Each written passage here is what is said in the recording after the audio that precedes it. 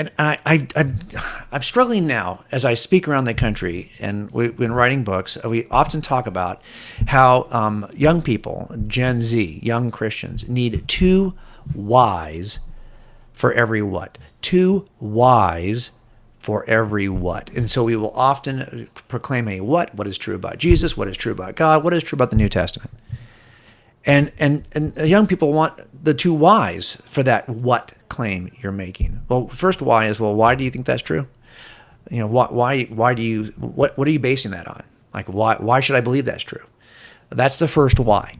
And it's not unusual. I mean, even in a culture which is shifting toward a view of subjectivism, that maybe you might think, well, does anybody really need a why other than it works for me? Well, young people still want to know, is that what the why is? They want to know, what is your why? Why do you believe that claim is true? The second why, though, I think is becoming more and more important, and we often overlook it. And the second why is, why should I care? Okay, so that's true for you. You like, this is your claim, good for you. But you're an old guy, and this is, you like theology, you like this, whatever. Why do I care? How does it affect me? Why should anyone my age care? The second why is, does it matter? And this is where I've really started to struggle in my own view of as a case maker, whereas that may not have been a why that was a big deal for me. If it was true, it mattered. But the fact that it was true is what made it matter. But that may not be the case for some young people who are other people in your world who now need to know, why should I care? Does this matter at all? Which is one of the reasons why when I was writing Person of Interest, I realized I was maybe 3 chapters in when I talked to the publisher and said, I want to shift the entire, I think that the godness, and I talked about this recently with Jeff Myers of Summit Ministries. By the way, Summit Ministries is back in full form. We've got students. A lot of the Stand to Reason speakers speak on faculty at Summit Ministries in Manitou Springs, Colorado. If you're a young person, your Gen Zer, has not yet been signed up, we still have a few openings at summit.org. You can see the immersive 2-week experiences. You ought to have your young people there. And all of us have taught at Summit at one point or another. So you'll see one of us there probably if you send your young people. And I was talking to Jeff Myers, who is the president of Summit, and we kind of agree that we don't know that the godness of God is as important to young people now as the goodness of God. Like, the challenges are shifting from, is there a God? That if the Christian God was real, he's not good. In other words, if I said to you, I want to be able to sit with you for a moment and make a case for Nazism, I think for the most part you would say, well, I don't care about your case for Nazism. That's not good to be a Nazi. So I don't care if you can make a case for it or not. It's not good. And your Iron Age book called the Bible is just another outdated source of knowledge that is the source and the cause of all misogyny, racism, homophobia, transphobia, every phobia and ism you can think of in culture that's bad. You can directly relate back to your. It's not it's not about the godness of God. It's about the goodness of God, and we have to be able to show that it's not just that that God exists and that Christianity is true. It's that also that we thrive under a view of the world which comports with reality, that the Bible describes the world the way it really is, that all things that are good and matter to you in literature, art, music, education, science, and worldviews stands on the shoulders of a Christian understanding of reality. And that is part of what we want to be able to communicate to people. So as I look around and I see that so many attacks now are being leveled against Christianity as an alleged source of evil or ugliness, we have to be able to show that not only is it good, not only does it matter, but there are 3 reasons, I think, why we can celebrate it, why we ought to be celebrating it. So let me just give them to you. The first one I've already kind of mentioned is that the Christian worldview, number 1, describes the world accurately. We live in this universe, right, that had a beginning and appears to be fine-tuned for life. And not only that, the biology that emerges in this universe, it comes from non-living matter. And these organisms also as you examine them after they appear and life originates in the universe, it appears to be designed. It has at least this non-controversial, relatively uniform observation that there's an appearance of design, even if you deny a designer. The idea that that the universe appears fine-tuned and that biology appears designed is accepted by a number of scientists and biologists and astrophysicists, even if they don't hold a Christian worldview. We also experience something in the world that we recognize as consciousness, and we have free agency. And we also recognize there are objective moral truths, and there's a standard by which we can measure things to call them evil. There's a standard of righteousness that defines the nature of what is not righteous by comparison. It's the Christian worldview actually accounts for these features of the universe in a way that space-time, matter, physics, and chemistry cannot.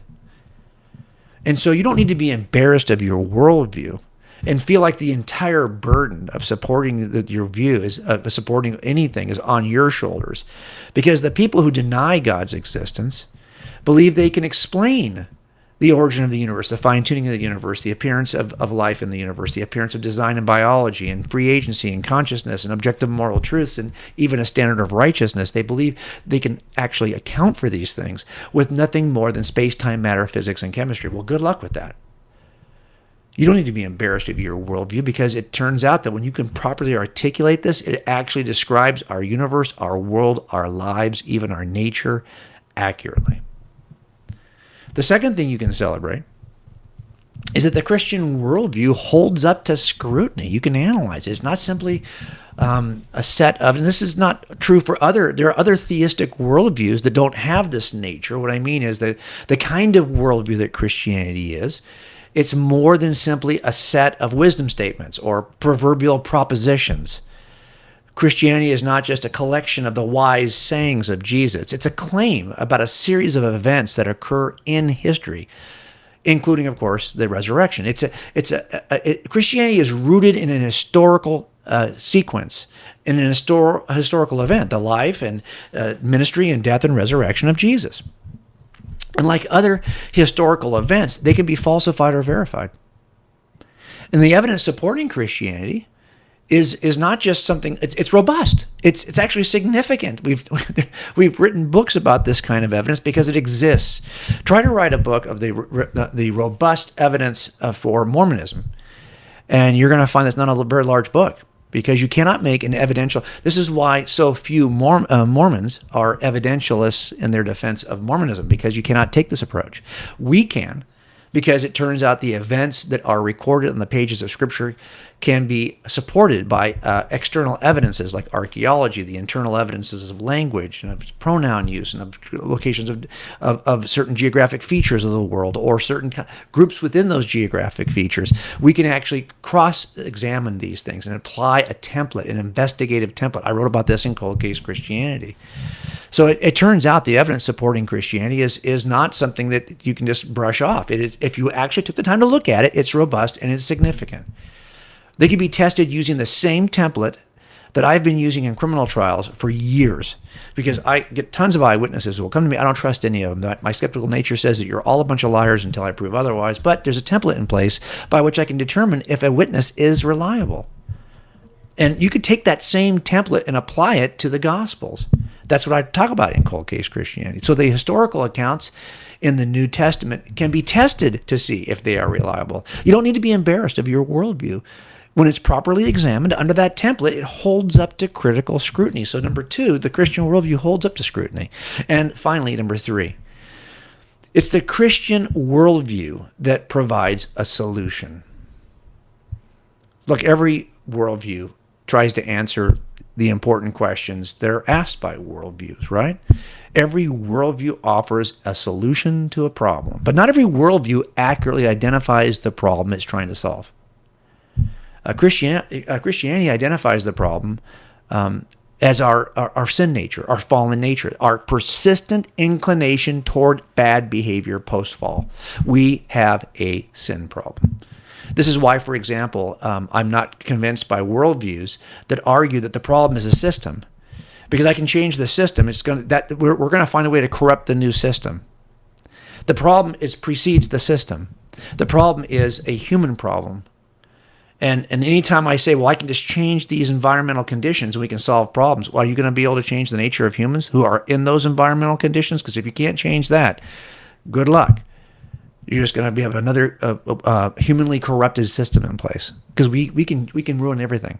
Okay, and this is why we have so many examples of Christians who don't provide, models of Christian living within the church. And you can point to Christians who have corrupted. They'll even take this teaching of Scripture and find a way to pervert it to achieve whatever their fallen notions are, whatever their fallen ambitions are. We do this because the problem, it's actually accurately described by Scripture, is a persistent inclination toward bad. It's that sin problem.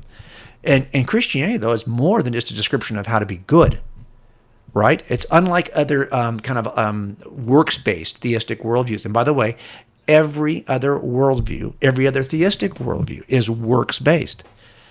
Christianity is the one outlier. It recognizes that we have no ability to be consistently good. We're not, like, I don't worship a good God. I worship a morally perfect God. If God has the power to eliminate all evil, to eliminate all imperfection, he certainly can eliminate moral imperfection in his own nature. This is a morally perfect being. I might have had a good day. I've had some morally good days, but I've never had a morally perfect day. Neither will you. And this is why we need someone to stand in our place. And this is what the Christian worldview does. It recognizes our inability to consistently perform. And even though other worldviews, other theistic worldviews, will encourage us to work hard and to do our best in one way or another to check certain theistic boxes, certain religious boxes, certain dutiful boxes, it turns out only Christianity recognizes our complete inability to check those boxes.